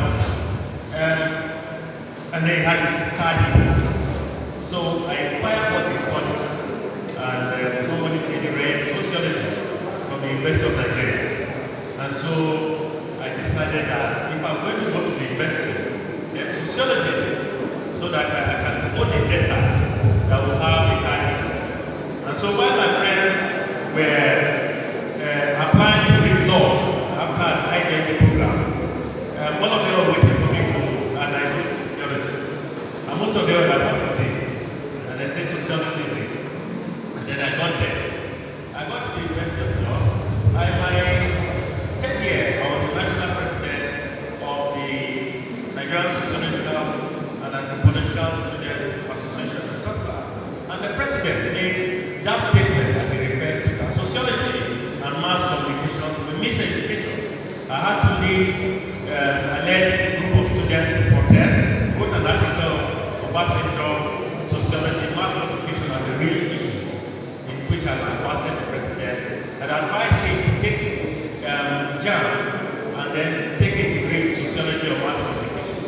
2 weeks after he got into the National University, today he has a PhD in theology. And so, as a way of background, that is how I got into sociology. I decided to do. In my 100 level, I remember that we also were looking at the results of the class that graduated before we got it. And my friend is sitting here, Musa Yakuda, after looking at the output, about 6 people had 2-1. Most of them second class lower, and then 10th class and passed. And then he turned to me to say, why is it impossible to make it first class in sociology? I just turned and looked at him and he recalled why when we graduated I was going to make the change. And the rest is history. So for challenges, I think that the major challenge that sociology is facing is that there is inadequate funding. If you go to all departments of sociology, it's difficult to find toilet facility. Not to talk about teaching aids. It's difficult to find projectors where you can make presentations. Academics in the 21st century you cannot develop without adequate funding. And because of the third world problem where we exist, alumni, graduates of sociology and anthropology must support their department to ensure that facility is improved. There is inadequate qualified sociologists, like Prof. just mentioned. There are opportunities in other areas that are variants of sociology, technology, social work, today food technology, all that. And so because these are new innovations, there are opportunities for faster growth. And sociologists abandon the core line of sociological analysis to take those issues up. There's outdated curriculum. As far as I'm concerned, we must ensure that what is taught in the university aligns with industrial requirement, what is needed, what is the relevance of knowledge being disseminated, being dished out. Because without that, you'll be producing sociologists who are job seekers rather than job creators. We have sociologists have sat in interviews where sociology graduates asked one person to define sociology and he told me it's like social studies. I said, no, that is not sociology. And so there's infrastructural deficiency, there's limited research opportunities, and then lack of practical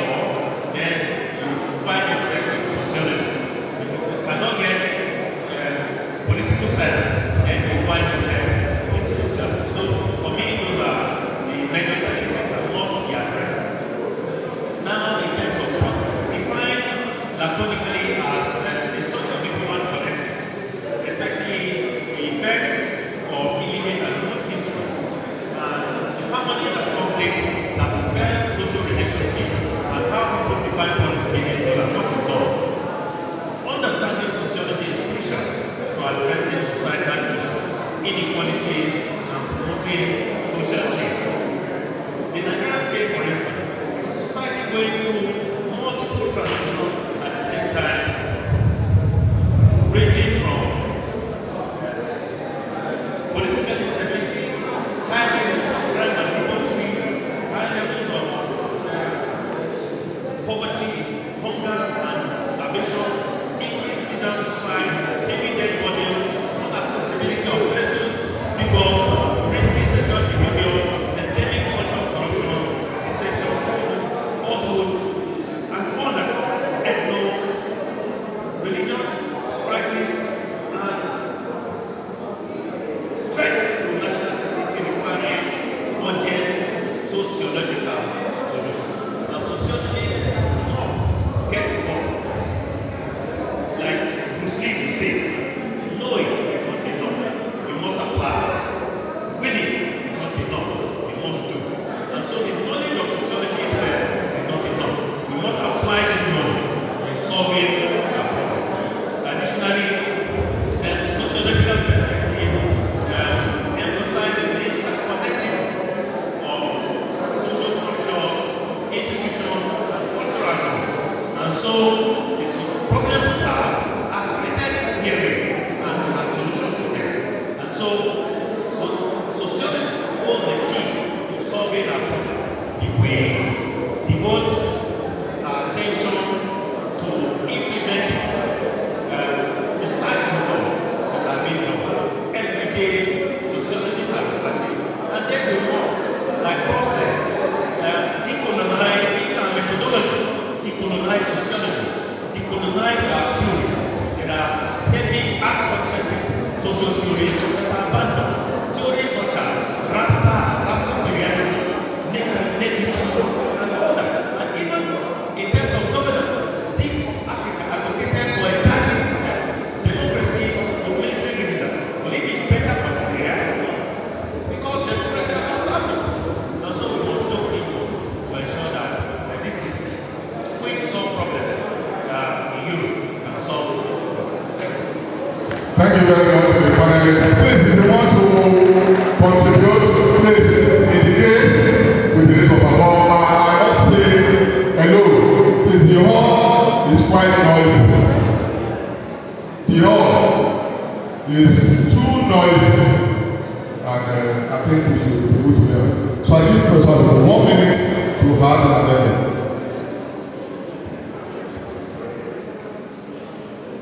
It's just to kind of attention to what Professor Ago-Iwoye and Dr. Ago said on the issue of sociology being neglected or the issue of people where there being a disconnect between sociologists and the government.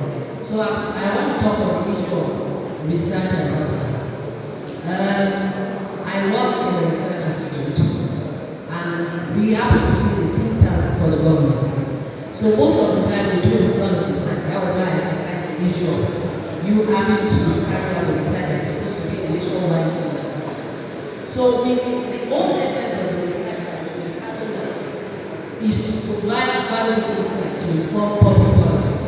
But remember that most of what the reports that we have done, because this issue of dimensions of community policing and all that, we've done a research, carried out a research, and we have a report that has been presented to the government, even way back as in 2018, before this agitation now started coming. We found out that most of this research that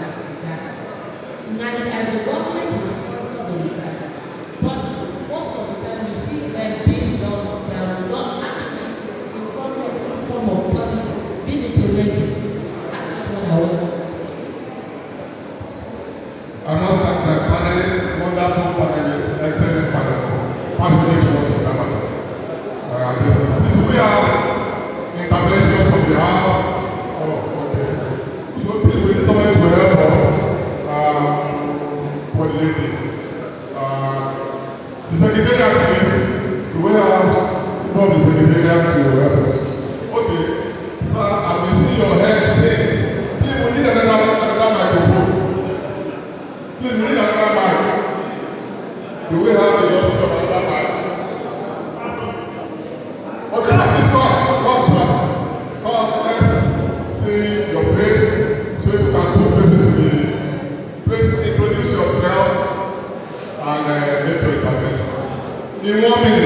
Yes, we are blessed. Thank you very much, sir. Well, one thing I want to chip in is that my name is Onabanjo. I'm into aging and retirement, and that is my area of specialization. What I want sociologists to do is create one area of specialization. I'm into aging and retirement, encouraged by my brother, probably because they are professors. Encouraged by Professor Len that is sitting down there. Encouraged by Professor Lulo Mutaya. So when you create one specialization, there is a level to grow. Let me tell you one thing. We are social animals. Forget it. We are social animals. So there is nothing we do without a sociologist.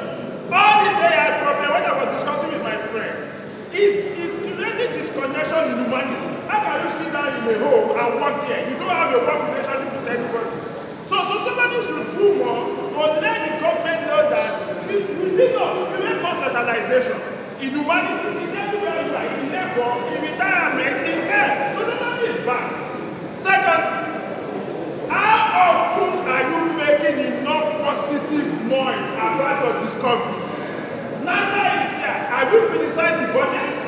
Have you criticized democracy officially in the paper? Let government know what you can do. Let government know your power. I've been screaming in aging and retirement for over 16 years, and I continue to scream. To God be the glory, I'm a professor today. And I know the issue of age will become an enemy because all of us will retire one day. Even we must have retired now by 30 minutes that we are here. So in life, let NASA do more by public all these things in this conference. Look for money and make it. Have your position. Every year on the project. Do a meter resources of government. We decide on government. Then we know that you are relevant. Nobody will ever see you or something you don't see. Thank you. Wow. Mind blowing. I'm sure we have, I'm sure that's not just how we blow the trumpet, but I know. We have, I will not mention that. We have the media experts in the house. I'm sure we are doing that. I recognize the professional. I'm not mentioning the name. I'm just waiting. You are recognized. Okay. Thank you, sir, for that wonderful intervention. Sir, you can approach 1 minute. And we are taking notes. All of this will not end up as another academic engagement. Pope preaching to the Pope. There will be action. Thank you, sir. Introduce yourself and one minute. Good afternoon, House. My name is Ago-Iwoye from University of Ogun State. I feel elated and I feel moved by hearing this scholarly voice this summer. It is not a news, or it is not something not known to us that even the beginners of sociologists were not even sociologists themselves. And I feel happy when scholars here are saying they came into sociology by accident. Yes, having said that, all of these challenges you mentioned, one after the other, are issues that the devil sociology as a discipline. But I want to wrap all of these things into one. That the major problem sociology is having as a discipline is the attitude of the sociologists themselves. Attitude of the sociologists themselves. I say this, today we talk, no one hears us, but when you are giving us little opportunity to change, you are no longer that sociologist that people know. We should also remember that sociology, believe it or not, has been in existence since the creation of human being. Because we were told in class that the discipline of sociology began from the ant, from 2 and above. So sociology has been in existence, and sociology will continue to be. But the only way sociology can be vibrant and be noticed in the society is by changing our attitude. Thank you so much. Well, thank you very much, sir. That was a very nice way to end this session. We have to proceed to Paris, but the conversation can continue, and we can do our bit. Okay, let me give Madam last opportunity. 1 minute. Apologies. We are under this. You have the floor for 1 minute. My name is Grace Sen from Niger Delta University, Bayelsa State. Concerning the intervention, I just want us to ponder on 3 areas.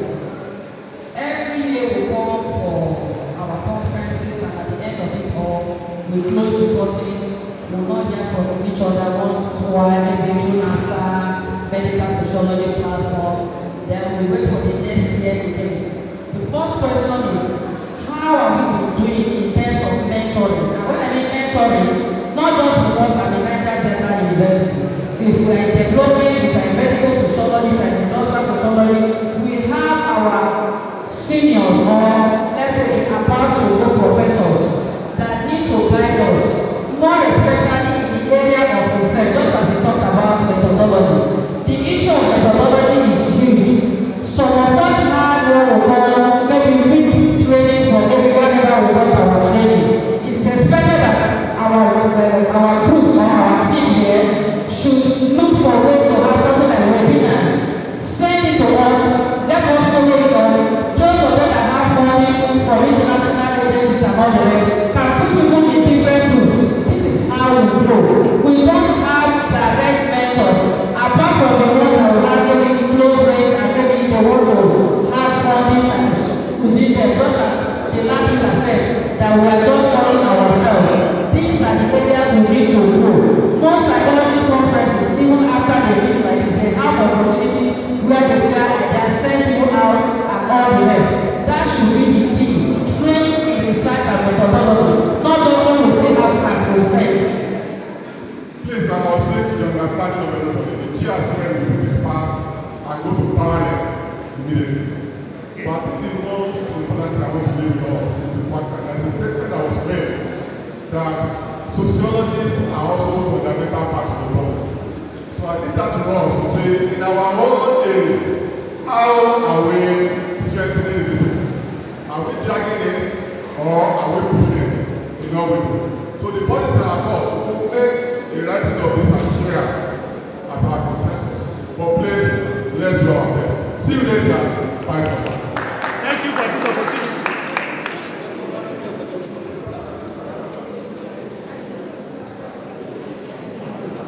So, well,